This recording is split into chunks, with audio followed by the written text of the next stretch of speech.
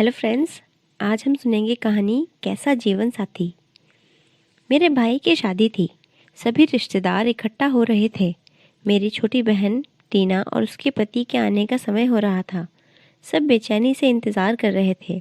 बस मैं थोड़ी परेशान थी। कारण था मेरी हीन भावना। मेरी शादी हुई थी करीब 5 साल पहले। मेरे पति नीलेश मुझसे 10 साल बड़े हैं। मम्मी की बीमारी में बड़ी बेटी होने का ये टैक्स चुकाया था मैंने। बीए करते ही जो पहला रिश्ता मिला, आनन फानन में शादी तय कर दी गई, या कहे निपटा दी गई। मेरा और नीलेश का कोई मैच नहीं था। मैं मचलती हुई लहर सी अल्हड़, और वो ऐसा शांत समंदर जिसमें मिलकर लहर मचलना और इठलाना भूल जाती है।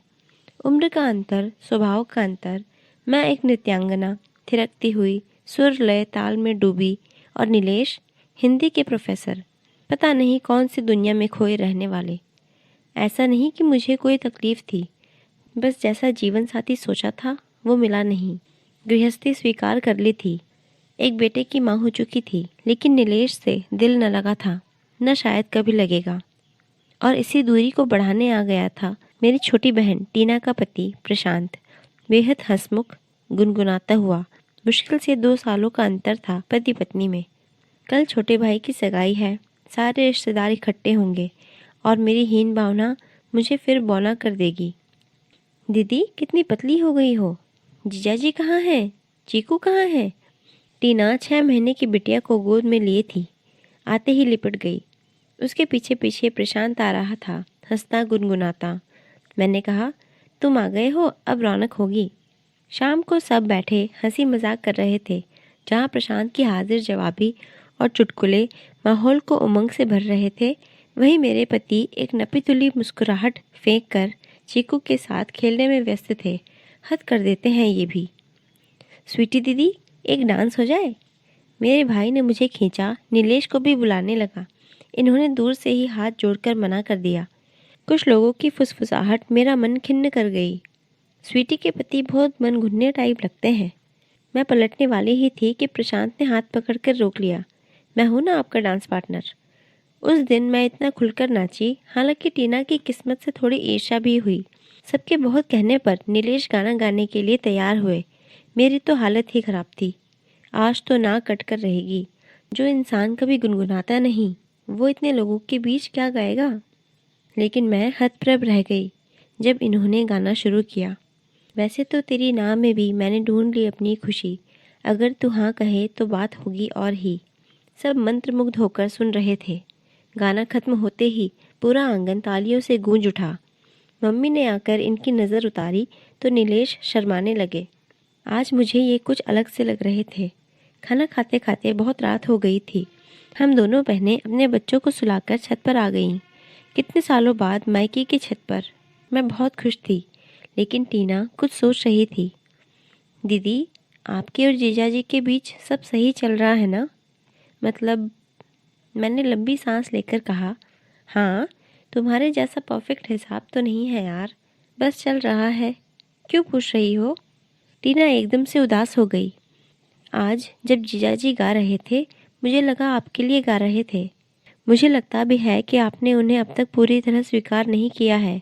ऐसा है क्या? मैं चौंक गई। इसने कैसे समझ लिया, जो बहुत अंदर की बात है। मैंने खुलकर बता ही दिया। टीना, हम दोनों में 10 सालों का अंतर है। बहुत होता है। हमारे प्रोफेसर साहब कुछ ज़्यादा ही गंभीर हैं।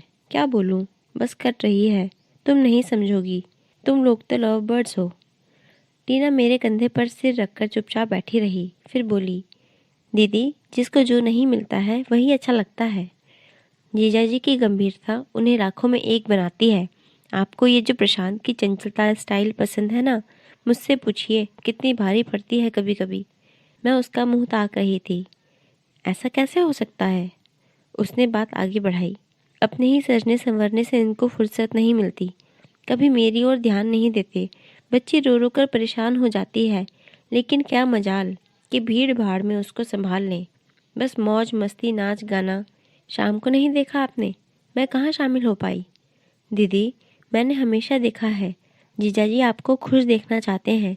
चीकू को हमेशा संभालते हैं। आपके किसी काम में रोक टोक नहीं। इतनी स्टेज परफॉर्मेंस आप देती रहती हैं, ये सब जीजा जी के सहयोग के बिना संभव है क्या? हाँ, आ रही हूँ। उसकी बच्ची जागकर रोने लगी थी तो वो नीचे की ओर भागी। मैं घंटों वहीं छत पर उसी तरह बैठी रह गई। एक एक घटना मेरे सामने घूम रही थी। नीलेश का प्यार, देखभाल, समझदारी, कैसे मैं इन सबसे अनछुई रह गई। आंखें और मन भीगता जा रहा था। सुबह होते ही मैं बदल चुकी थी। पूरा घर फूलों से सजाया जा रहा था। महक मेरे अंदर भर रही थी। नीलेश को चाय दी, इनके पास बैठी रही, कुछ न कुछ बोलती रही। अपनी साड़ी देखने के लिए सूटकेस खोला, मुस्कुराहट फैल गई। कुछ सोचकर बाजार निकल गई। शाम को सब तैयार हो रहे थे। मैंने पीली साड़ी पहनी और नीलेश के लिए वैसा ही कुर्ता पैजामा निकालकर उनकी ओर बढ़ा दिया। नीलेश ने हैरत से मेरी ओर देखा। ये किसका है? मेरा वाला कुर्ता दो। मैंने शर्माते हुए कहा। आपका ही है, हम दोनों मैचिंग पहनेंगे। नीलेश एकटक मेरी ओर देखते हुए बोले, आज कुछ अलग लग रही हो, बात क्या है? मैंने बाहर झांक कर देखा, कोई नहीं था। इनके पास आकर कंधे पर सिर टिका दिया। आप कल कह रहे थे ना, अगर मैं हाँ कहूँ तो बात होगी और ही। बस वही बात है। नीलेश और मैं साथ भी थे, पास भी। बिजली की लड़ियाँ जगमगा रही थीं। सब कुछ रोशन था, घर भी और हमारा दिल भी।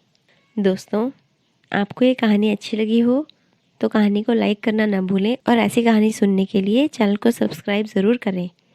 कहानी पूरी सुनने के लिए आपका धन्यवाद।